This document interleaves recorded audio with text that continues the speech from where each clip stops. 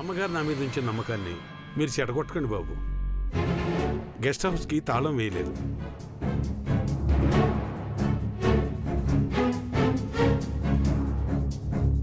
ఇదేంటి ఈ విధంగా మాట్లాడుతున్నాడు ఈయన?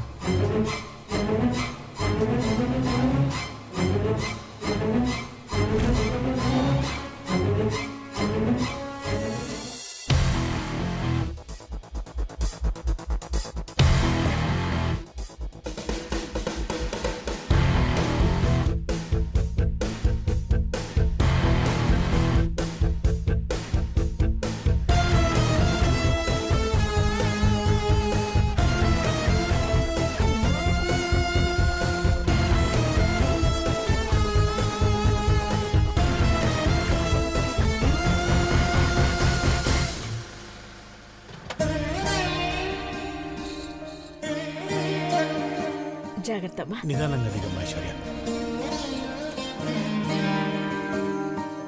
పద.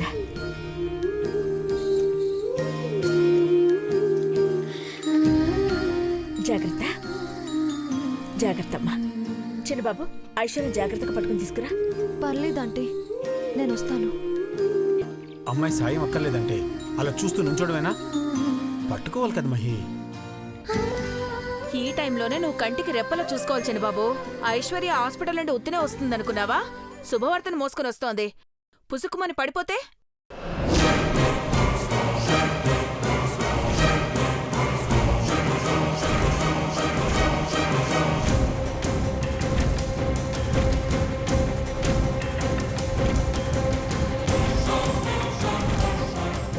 ఏం మాట్లాడుతున్నావు భవానీ నువ్వు? భవానీకి ఎలాగో తల లేదు అనుకున్నావు. తన మాటలకి తలతోక రెండు లేవు.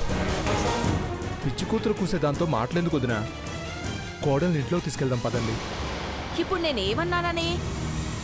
జాగ్రత్తగా ఉండమని చెప్పడం కూడా తప్పేనా? వితండవాదం ఎందుకు గానీ పదండి. అమ్మా ఐశ్వర్య పదమ్మా. జాగ్రత్తమ్మా.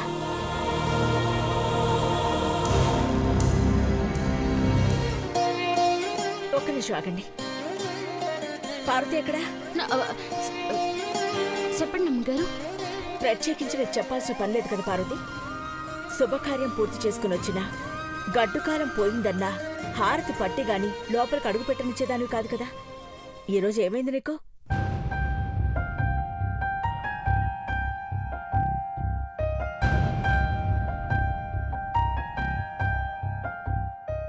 వెనకాలే నడుస్తోంది ఈరోజు.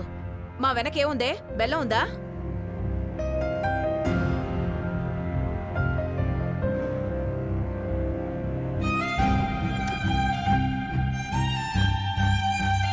హారతి తట్టుకొస్తాను అమ్మగారు. ఇప్పుడే తెస్తాను. తెత్తాను అని నత్తొచ్చిందల్లా మాట్లాడుకుంటూ ఇక్కడే టైంపాస్ చేస్తావా?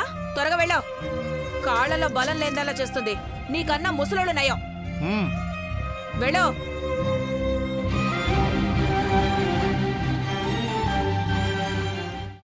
అమ్మా, అలాంటి వాళ్ళది నిజమైన ప్రేమ కాదు, అది వ్యామోహం. ఎగ్జాక్ట్లీ చిన్నత్త. నిజంగా ప్రేమించుకున్న వాళ్ళు అలా చేయరు. ఎంత మనసు విరిగిపోతే కన్న కూతుర్ని పట్టుకొని మా దృష్టిలో చచ్చిపోయా ఉంటుందా తల్లి? అది సరే అమ్మా, తన కూతురుతో తన మాట అనేటప్పుడు ఆమె మాటల్లో వ్యథ, కళ్ళల్లో బాధ గమనించావమ్మా? పెద్దబాబుకు బర్త్డే విషెస్ చెప్పు కూడా వెళ్ళాం కదా. ఊరికే ఎలా కాలిపోతుంది? మంట పెడితేనో పడితేనో తగలబడుతుంది.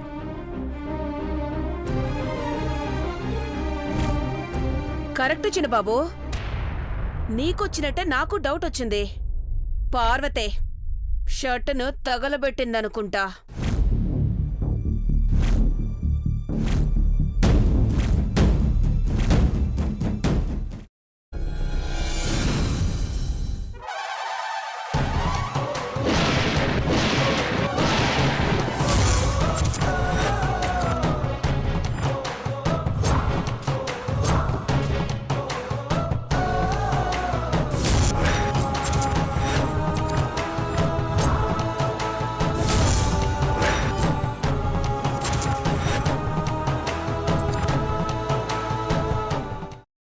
వేయించుకున్న తర్వాత పొట్టు తీసేసి చాప్ చేసి పక్కన పెట్టుకోవాలి.